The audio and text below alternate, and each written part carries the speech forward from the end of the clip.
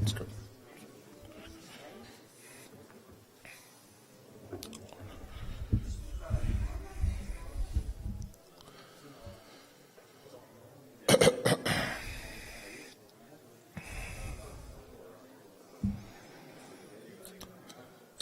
If I can request all of you to please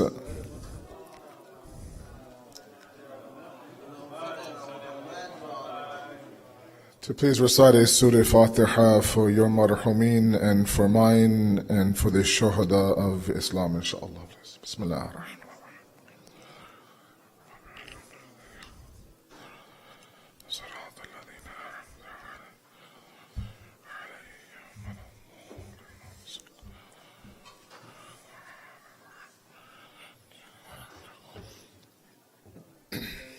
أعوذ بالله من الشيطان الرجيم بسم الله الرحمن الرحيم الحمد لله الذي لا يبلغ مدحته القائلون ولا يحصي نعماءه العادون ولا يؤدي حقه المجتهدون الذي لا يدركه بعد الحمم ولا يناله غوص الفطن ثم الصلاة والسلام على أشرف الأنبياء والمرسلين العبد المعيد الرسول المسدد المصطفى الأمجد المحمود الأحمد سيدنا ومولانا أبي القاسم محمد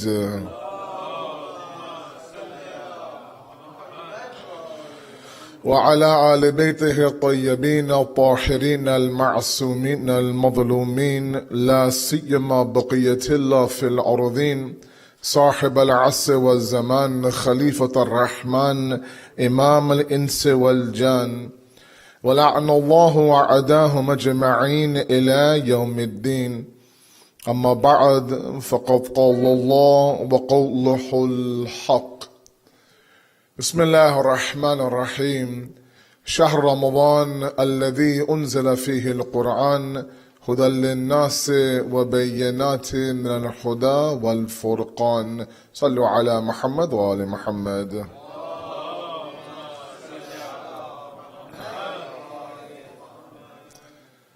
We first of all send our condolences, our ta'aziyat to the Imam of our time, to the Maraji,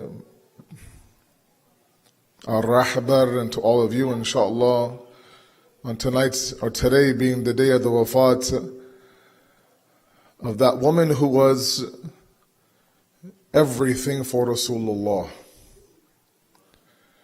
A woman who was the first woman to embrace Islam, the first woman to defend the Holy Prophet.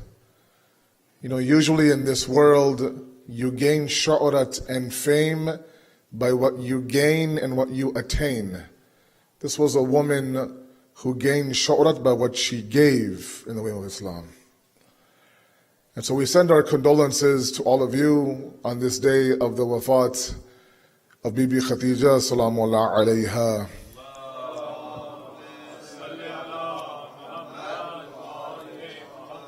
Sorry, she deserves a little bit of a better salawat than that, inshallah, please. Thank you.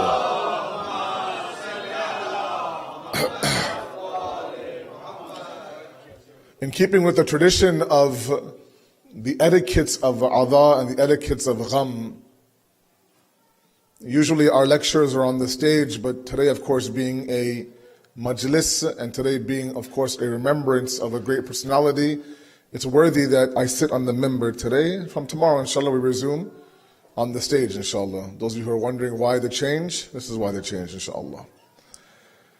Keeping in line with our topic that we've been discussing now, mashallah, for 10 days, in looking at various verses of the Quran, trying to bridge the gap between us and the Quran. If you remember our first discussion that we had a week ago now, we talked about the fact that there is some sort of a distance between us and the Quran. As individuals who belong to the matlab of the Ahlul Bayt, individuals who have 14 perfect tafasir of the Quran, we should be closer than we are today with the Quran. But unfortunately, there are obstacles, and we talked about that a week ago. I don't want to repeat myself. So what we've been doing now for the past 7 days with all of you who have been here with me is looking at various verses of the Quran and expanding the topics, just to give you some idea of those things that Allah subhanahu wa ta'ala has talked about in the Quran. We have reduced the Quran to be a book of fiqh, to be a book of laws, where wudu and ghusl and salat and roza can be in that book. No doubt there's verses about that as well, but only 500 of the 6,000 plus talk about fiqh. The remainder of the Quran talks about a way of life, talks about your akhirah, talks about how you should be with other individuals, what the maqsad and the purpose of life is. And we've done a little bit of the scratching of the surface in the past 7 days to talk about everything from the circle of influence yesterday, to dua a few days ago, to the battle of Uhud 2 days ago. And today, in keeping with our topic, we also want to choose a verse from Surah Al-A'raf, ayat number 179, that should be on the screen now momentarily, and tie it in with this great personality and great lady of ours. The ayat is a very beautiful one, it's a very dangerous one as well, a very famous one as well. Where now Allah subhanahu wa ta'ala describes individuals who He uses as motivation to create the hellfire. It's very scary. It's one thing where He describes the Ahl an-Nar. It's one thing where He describes those people that He thought about before creating the hellfire. And this verse on the screen now, 179, talks about those individuals with 3 very unique qualities. Where Allah now says, Bismillahir Rahmanir Rahim, وَلَقَدْ ذَرَعْنَا لِجَهَنَّمَ مَنْ كَثِيرًا مِنَ الْجِنِّ وَالْإِنسِ. From the majority of the men and the jinn who are in the hellfire, they have 3 qualities. لَهُمْ قُلُوبًا لَا يَفْقَهُونَ بِهَا وَلَهُمْ أَعْيُونٌ لَا يُبْصِرُونَ بِهَا وَلَهُمْ أَذَانٌ لَا يَسْمَعُونَ بِهَا أُولَٰئِكَ كَالْأَنْعَامِ بَلْ هُمْ أَضَلُّ أُولَٰئِكَ هُمُ الْغَافِلُونَ. Okay, it's a very famous verse. Let's break this down line by line and then tie it back to this beautiful woman that we are here, of course, to commemorate and come to some natija, inshallah. Sallu ala Muhammad wa ali Muhammad.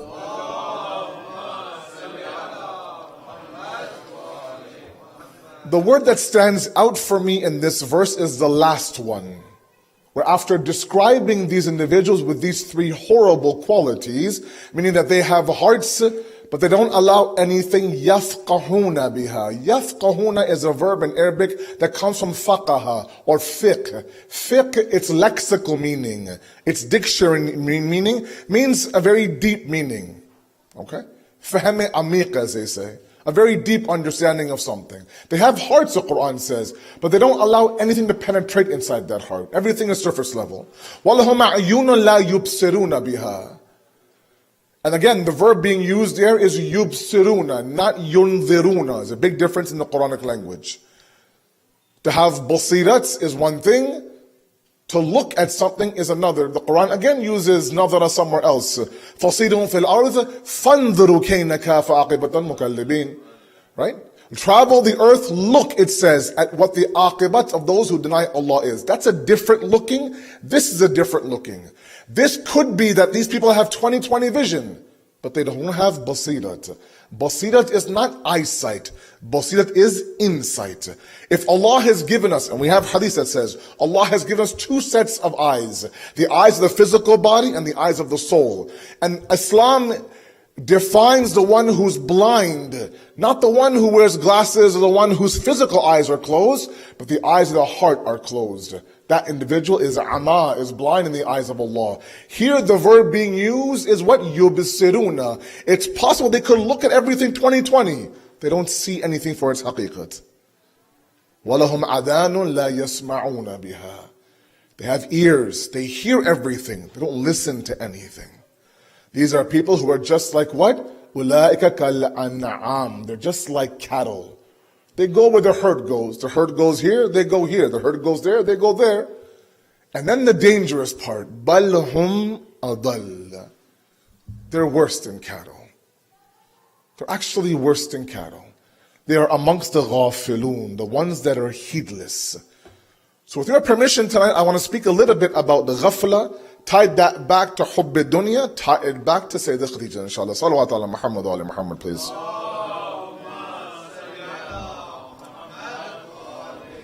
I don't have much time tonight. There's a Noha also, inshallah, Azah and Matam afterwards. I only have a little bit of time, so please stay with me. I'll go very, very fast, like I usually do. Alaykum salam. Ghafla, the way it's translated into English, and this is really where English becomes a very weak language, and I say that as an English speaker. English is probably one of the weakest languages we have in the world. It's a shame. It's actually a tragedy that it's an international language. The translation is heedlessness. Sometimes all of you see in some books, or maybe even in the Quran. Even here, I believe it has. They are amongst those who are heedless. Now, what that means to the common youth, I don't think it's a very common word being used. A better explanation of ghafla or ghafil is the one who does not give those things that are worthy of importance. Meaning that those things that we should spend some time on, those things that should make us spend our contemplation on, those things that require our tafakkur and tadabbur and deep contemplation, we don't have inside of our brain. That's called ghafla. To give you some example, there are many of us who sit inside these speeches, conferences, books that we read. We have mahfils, we have manqabats, we have shairi, we have poetry, and sometimes a shair writes a shair and the mahfil, mashallah, is zooming, as they say. It's moving, as they say. And the share really hit them. And perhaps that would incline them to do something with their life. Or they sit in a majlis, or a jashan, or a speech, I'm an alim, let's say, or a khutbah on Friday. And they're moved either by a story, or a hadith, or a verse, and they tell themselves at that very moment that, wallahi, from tomorrow, new life. That's it. I'm done the way I'm living my life. Now, it's going to be something else. And you make a plan that from tomorrow on, namaz al-shab now, every Monday and Thursday I'm going to fast now, one juz al-Quran, mashallah, treat my wife better, bring my kids gifts, all the huge list of things, mashallah, based on one speech. You leave this hall, you grab your shoes, you get to the car, everything is gone. What's inside your head? There's no eggs in the house. Tomorrow is Monday. The commute on the 880. What time is my boss? What time is my boss in? All these things. And the dunya now sucks you into its trap. And that spark you had during that moment is gone as fast as it came. That's called ghafla. It's a disease of our soul affecting every single person in this room, including the speaker. Where we have all these plans and reminded several times. I asked my elders in the audience, and I don't mean to sound disrespectful. I don't know how it happens here at Saba, but in our center in Toronto, during the Ayam of Adha and Muharram and Safar, we have 2 months and 8 days of majalis, straight every single night. 8 to 9 different ulama come. They're given 8 majalis, 9, 10 speeches to give on different topics. And there are some people, mashallah, who don't miss a single night. That's amazing. It's very, very amazing to see that. And I ask them oftentimes, and with all due respect, I don't mean any disrespect, to calculate the amount of hours that you have heard the dhikr of Ali Muhammad. It must be in the hundreds. And if the alim has done his job, somewhere in there is a reminder. Somewhere in there is some nasihat, some advice. And if we just simply acted on what we heard, we'd be somewhere else right now. But the problem lies in us trying to convert what we hear and what sounds good to amal. That's why Imam Jafri Sadiq, alayhi salatu wasalam, Allahumma salli ala. He talks about ilm. Allah Akbar. He says ilm, and again, English says that ilm is knowledge. It's not, Baba, it's not knowledge. Ilm is not knowledge. Ilm is a journey. Ilm is an awakening. Ilm is nur. And one alim, I remember in one of my classes in the Hawza, he talked about ilm being a journey. And please follow me very carefully. He says ilm is a journey that starts off with information, ma'alumat, that exists inside of your brain. Then true ilm will go from your brain into your hearts, where now you believe it, you have yaqeen in it, you have ma'rifat in it. It's not just information up here, it's actually belief in here. And then the ultimate, the last station on the journey to ilm, it goes from the zihn to the qalb to amal. And this journey that from what you know to what you believe in to what you do is called ilm. Now, how many of us can say that what we've heard, we've converted into ilm? I don't know. But the scary part is that if Allah ever asks us on the Day of Judgment, were you not warned? Were you not told about the Day of Judgment? Were you not told what your hadaf and your purpose is in this world? And if we say yes, we were told not once, not twice, we were told for decades and decades of my life, then we have to be answerable. So ghafla is something serious. Ghafla is a serious disease of our soul. Now what causes that ghafla, and then how do we solve that ghafla? That has to be discussed. Before that, one salat ala Muhammad wa ala Muhammad, please.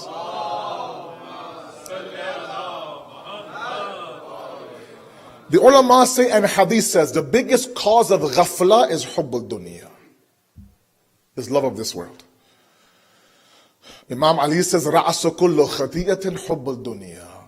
The mother, the head, the ra'as, the nucleus of every khata, every error, every sin that we make goes back to the hubb of the dunya. Now let's examine this dunya aspect quickly for about 10 minutes to understand what does it mean. There's a misconception. Me growing up in Toronto, I had the exact same misconception. Sometimes in our books, sometimes in our translation, sometimes from this very member, there's a misconception amongst our youth. And there's a reason why some of our youth run away from the deen. And I ask all of you who are involved in any sort of teaching, or parents of children who are in Peshmore right now, let's be careful how we present the deen. The misconception is this, that Islam does not want you to be successful in this dunya. In fact, Islam, again, misconception, Islam equates poverty to piety, faqr to taqwa. That the more broken down your home is, the more ripped your clothes are, the more old your car is, the more close you are to Allah subhanahu wa ta'ala. If your house is a little bit bigger than it should be, if your car is within the past 2 years, if your clothes are ironed and not ripped up, oh, he's far from the deen, unfortunately. And so now what ends up happening is that this youth of ours today has a very simple choice. Either I choose the path of success in this Bay Area, or I become pious. We even include some hadiths from Imam Ali, and sahih hadiths, that talk about what? That Imam Ali talks about the snot of an animal being more worthy to him than this dunya. Absolutely correct. Tying his shoes up one day with a rope, the Sahabi asked him, Mawla, how do you see this dunya? He says, this rope I use to tie the shoes together on my feet, this rope is worth more to me than the dunya. All these things we've heard, right? From bachman, from a childhood, that Imam Ali gave talaq 3 times to the dunya. All these things, and by the way, sahih riwayat. Absolutely correct. But the same Mawla and Hajj Balagha praises the dunya.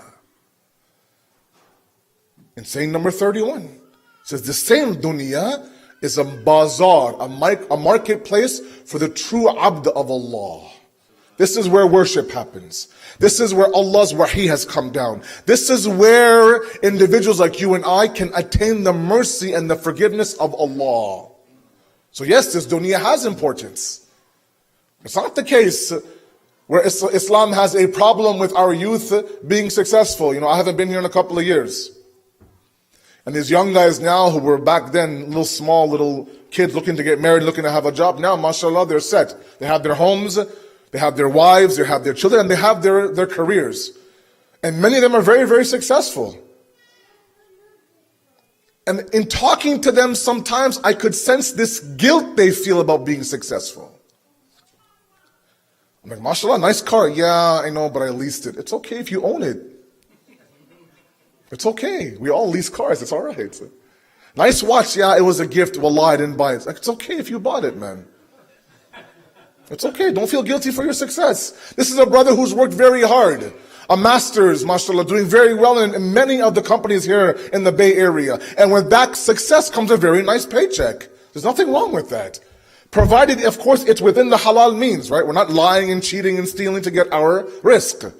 There's a man who comes to Imam Ali, very famous tradition, with patched up clothing, and approaches Imam Ali in a very peculiar state. And Imam Ali looks at him and says, what is the state that you're in? Why are you dressed like this? He says, Mawla, I want to be one of your Shias.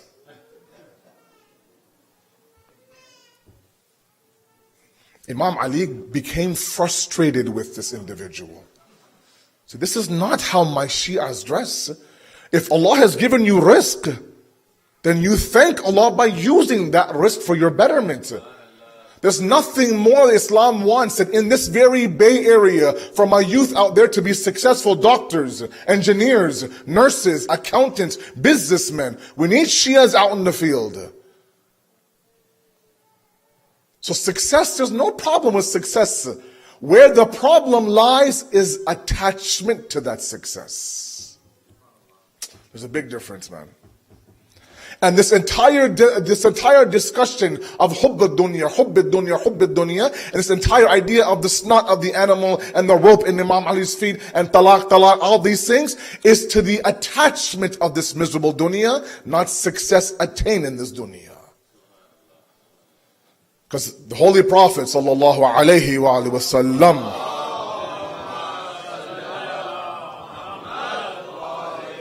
he has another hadith that says, Al-dunya dunyanan. There are two dunyas.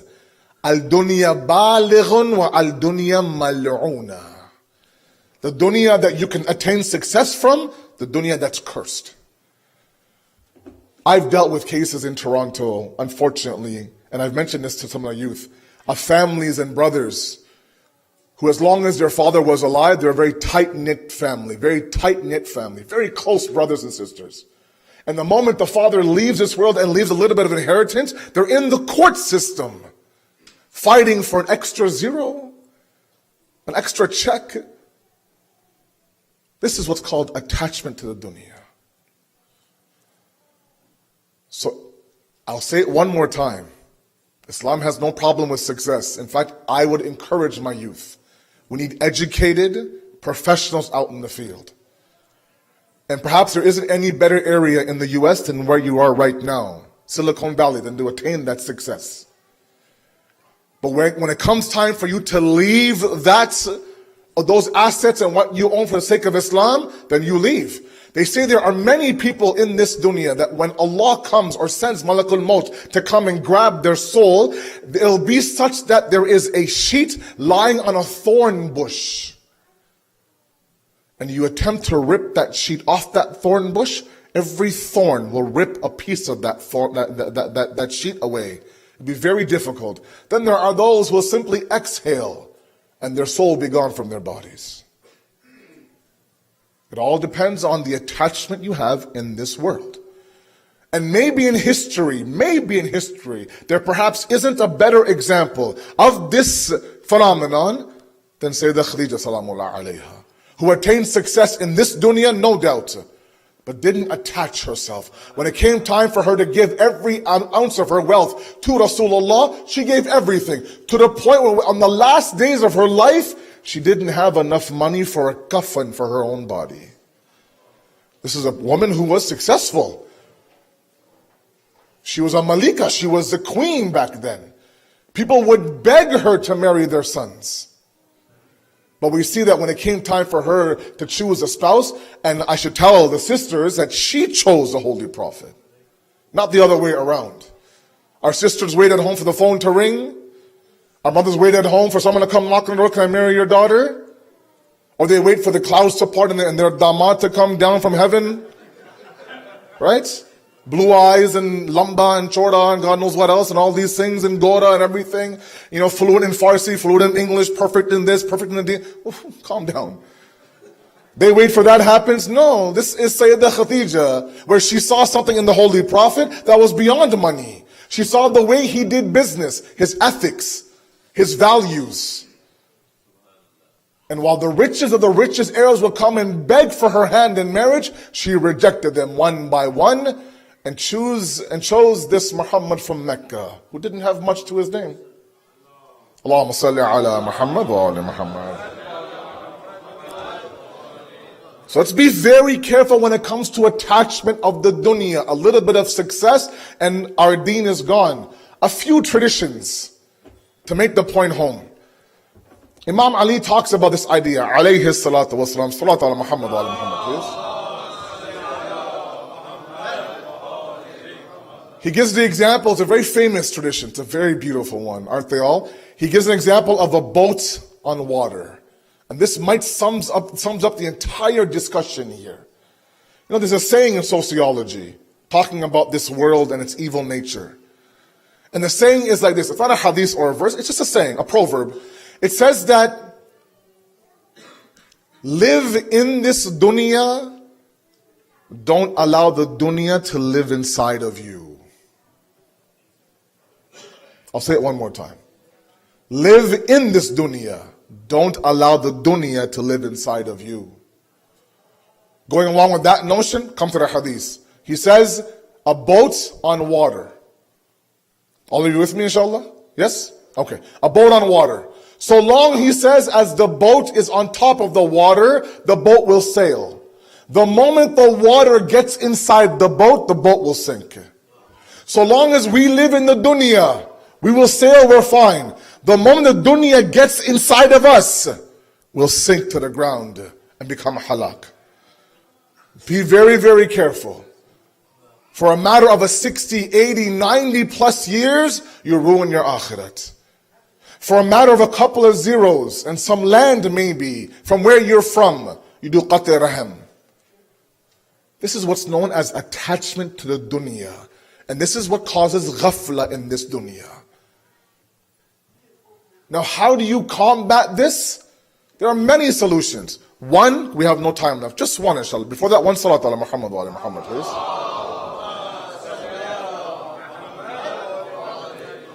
Understanding, of course, the difference between success and attachment. Success is absolutely encouraged. My parents out there who push their children to educate yourself, educate yourself, educate yourself, my salams to you. Absolutely correct method. We need educated young individuals out there. At the same time, however, when it comes time for you to leave everything, you leave everything. It's very difficult. If ghafla is this idea of heedlessness and forgetfulness, then naturally, the solution to that is dhikr. We are people who forget. In fact, many ulama of linguistics, the ahl al-lughat, have identified the word insan to be from nisyan in Arabic. Means what? To forget. We forget our sins, we forget our mistakes, we forget everything. That's why in many du'as we have, the Ahlul Bayt have taught us, ask Allah, oh Allah, forgive me those sins that I've committed, and forgive me the sins I've committed that I've forgotten I committed when I was 16, 17 years old. We are forgetful human beings. I asked somebody, where'd you go last week? They're like, I don't remember yesterday, I forget last week. That's how we are sometimes. So it's bound to happen that also in this hustle bustle of this dunya, we forget about our maqsad and our hadaf and our purpose in this dunya. So what do we need? A constant reminder. At least once a week. I encourage my youth, I encourage everybody here. Visit your respective centers at least once a week. At least on Thursday nights, if not anywhere else. Now there are communities like Saba, for example, that are very, very active, mashallah. There's always something going on in this building, mashallah. If you can't come all the time, once a week, bring your children, please. Allow them to be reminded of what the actual purpose is. And if the alim, mashallah, you have Sayyid Abdi, if the alim is correct, alhamdulillah, he'll remind you correctly. We have stories of Shaheed Mutahari rahmatullah alayh, who would have a dars with Imam Khomeini rahmatullah alayh. And the dars would end on Thursday, Panshambe, and they would start on Saturday, Shambe. And that one day in between, Shaheed Mutahari would tell in his books that we would feel that our level of tawfiq began to drop. One day in between the durus. To the point where on Saturday, the Imam would realize that there's something not right here. That same light I left with on Thursday has dimmed a little bit. So he spent the first half of Saturday building that light back up and then going from there. That's one day. Someone like Shaheed Mutahari. Can you imagine living in the place like Qum? Can you imagine you and I, 7 days a week, living in the West, not having that tawfiq like Shaheed Mutahari had? We need constant reminders. Coming on the big night isn't enough. If you want to fight ghafla, if we don't want heedlessness to affect our children and our families, bring the entire family at least once a week. It's imperative. Many people ask me, they asked me about, why Qum, why did I go to Qum, why did I go to Hawza, what triggered you to go to the Hawza? And I'm not up here talking about myself at all, but I'm saying one of the things that my father dragged me to the masjid every single Thursday. If I had homework, if I had an exam, if I had this and that, none of that was a proper excuse. And so it's vital that we combat ghafla with the dhikr of Allah and Ali Muhammad. Sallu ala Muhammad wa ali Muhammad.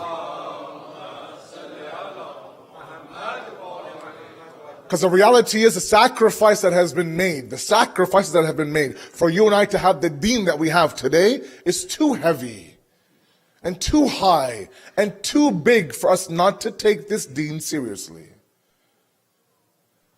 We had great individuals, great personalities who had achieved greatness already before their sacrifice, but still found it in them to sacrifice anyways. Look at the ashab of Imam Hussein on Shabi' Ashur. Imam Hussein is begging them. There's a spot between these two mountains. Take yourselves and go through those mountains and go back to your homes. They want my head on a spear, not yours. If you want Jannah, Jannah is already wajib on you. I'll grant you that Jannah. You don't need to give your life. And the very famous blowing of the candle in the darkness, and not one person moved. Not one person moved. In fact, they would once again, time and time again say, Ya Aba Abdullah, if we have to leave this world anyways, what better way to leave this world than beside you, Aba Abdullah? If we leave you now when you need us the most, what jawab and what answer will we give your mother, Sayyidah Fatima, on the Day of Judgment? Sacrifices are too big.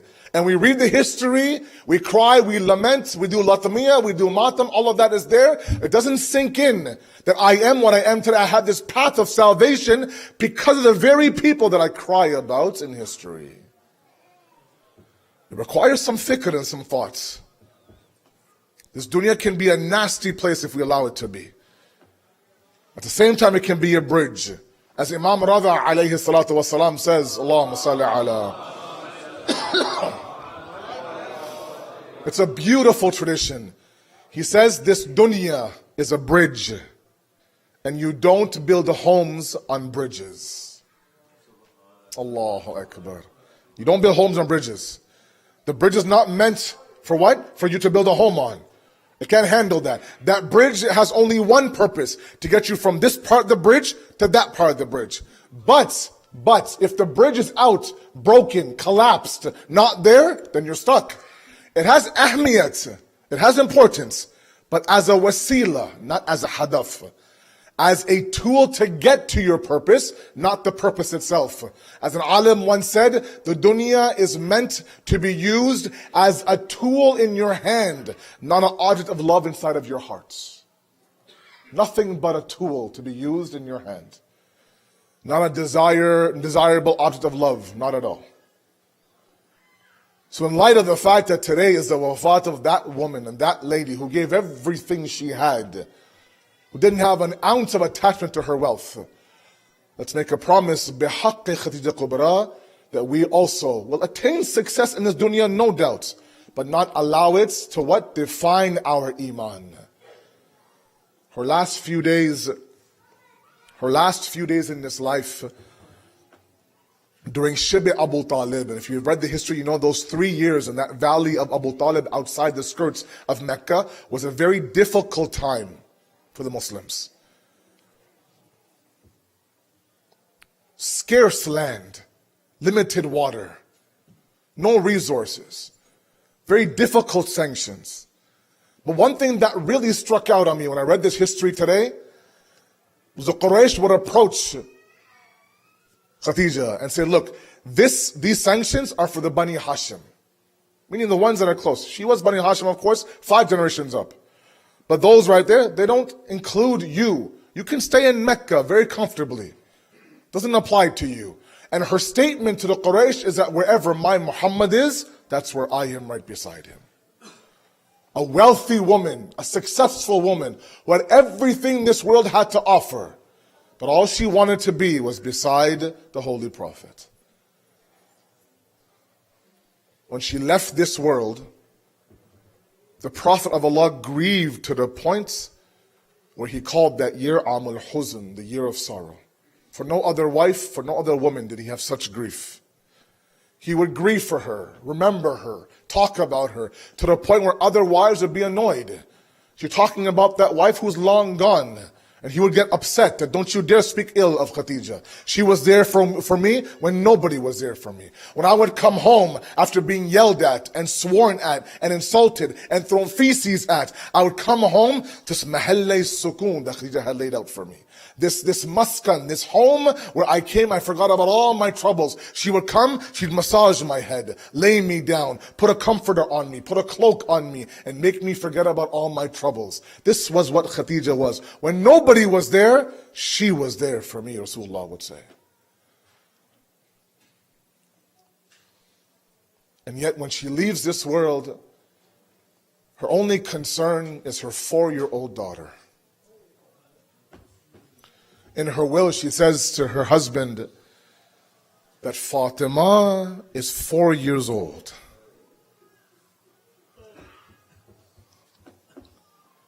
And every 4-year-old daughter needs her mother as she grows older. Be there for her, support her. Find another woman to help raise her. And no doubt, we send our condolences to Shahzadi Konen, to say the Fatima Zahra tonight, for losing her mother. She was 4 years old when she became yatim. It's devastating for a 4-year-old to lose her mother, especially a daughter. But I have no doubt that during those times, those who were close to the Holy Prophet would come to the house, would hug her, would kiss her, would put their hand over her head. The Prophet of Allah himself, I'm sure, would hug her and kiss her and say, don't worry, I'm here beside you. I'm here beside you. I'm still your father. So any sort of grief that she might have had was taken away by those around her who showed her love. And every time our heart hears of a 4-year-old yatim, our hearts go towards Karbala. And there was a 4-year-old yatim on the plains of Ashura as well. Abu Abdullah Hussein Sakina was also 4 years old. When Muslim ibn Aqil sends his salams from the castle of Kufa, there comes a time where Hussein, on his way towards Kufa, stops and says, Wa alaykum salam wa rahmatullah. Bibi Zainab says, who are you saying salam to, Baya? He says, Muslim just sent his salams, he's become shaheed. And at that moment, Imam Hussein says, can you bring me the daughter of Muslim? Imam Hussein picks up the daughter of Muslim, kisses her and hugs her and tells her, from this day forward, I will be your father. From this day forward, I will be your support. From this day forward, you have me to count upon. I'll say, Mawla, so much love for your daughter, so much love for this yatima, so much support.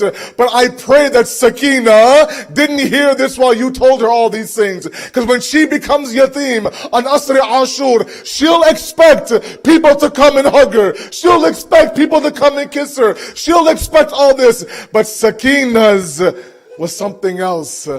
Where she was waiting for people to kiss her and hug her, there were men who slapped her face.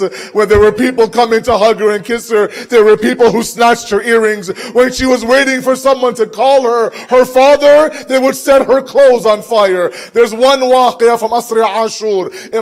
Imam Hussein sends his last al-wida to the women. He mounts his horse, moves his horse towards the qafila, towards the Maidan of Karbala. At that moment, the horse doesn't move. The horse doesn't move. He says, Aizul Jannah, I know you're tired. Hey Zuljana, I know from morning till now you've been with me, carrying body after body, body after body. But one last zahmat, drop me in the Maidan of Karbala, and your zahmat is over.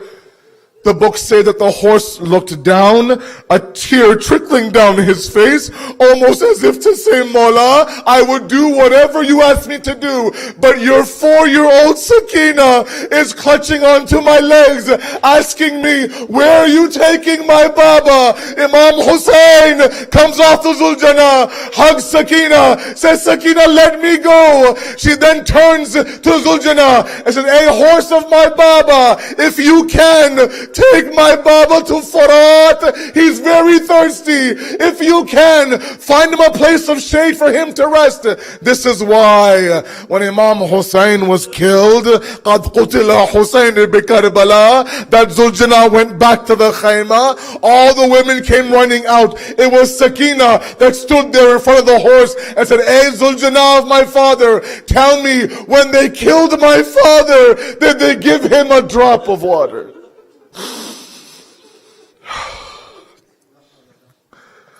سيعلم الذين ظلموا أي منقلب ينقلبون إنا لله وإنا إليه راجعون. ماتم حسين.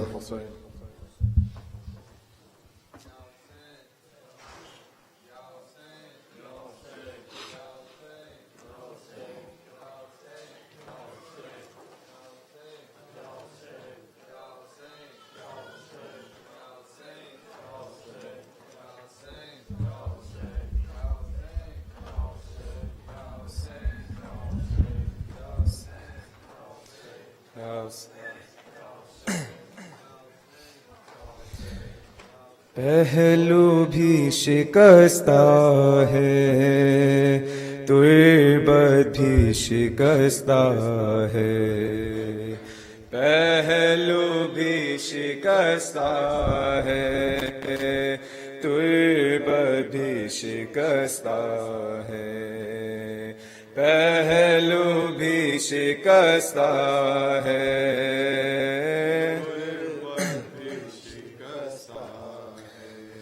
کیا حال یہ امت نے زہرا کا بنایا ہے، پہلو بھی شکستہ ہے تربت بھی شکستہ ہے، پہلو بھی شکستہ ہے تربت خاتون کوئی غم سے یوں چور نہیں دیکھی، ایسی کوئی دنیا میں مستور نہیں دیکھی، 18 برس میں ہی لگتی جو ضعیفہ ہے پہلو شکستہ ہے تربت بھی شکستہ ہے، پہلو بھی شکستہ ہے تربت بھی شکستہ ہے، دربار میں ظالم نے کی ایسی پذیرائی، کس طرح سے تو بی پھر لوٹ کے گھر آئی، بالوں کی سفیدی نے سب حال سنایا ہے پہلو بھی شکستہ ہے تربت بھی شکستہ ہے، پہلو بھی شکستہ ہے تربت بھی شکستہ ہے، تو روتی رہی گھر میں حیدر سے بھی چھپ چھپ کے، عصمت کی طرح دکھ بھی پردے میں رہے تیرے، کچھ درد تیرے بی بس جانتی فضا ہے پہلو بھی شکستہ ہے تربت شکستہ ہے پہلو بھی شکستہ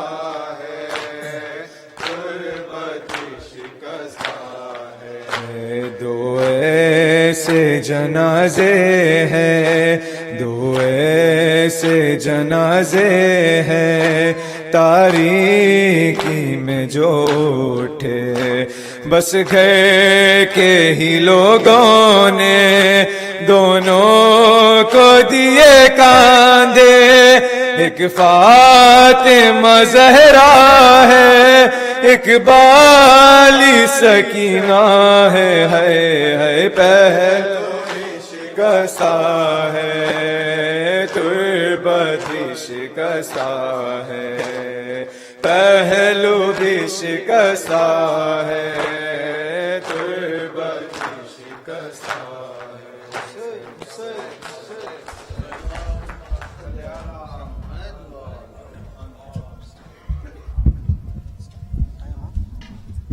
أعوذ بالله من الشيطان الرجيم بسم الله الرحمن الرحيم إن الله وملائكته يصلون على النبي يا أيها الذين آمنوا صلوا عليه وسلموا تسليما سبحان الله والحمد لله ولا إله إلا الله والله أكبر ولله الحمد الله أكبر الله أكبر الله أكبر الله أكبر أشهد أن لا إله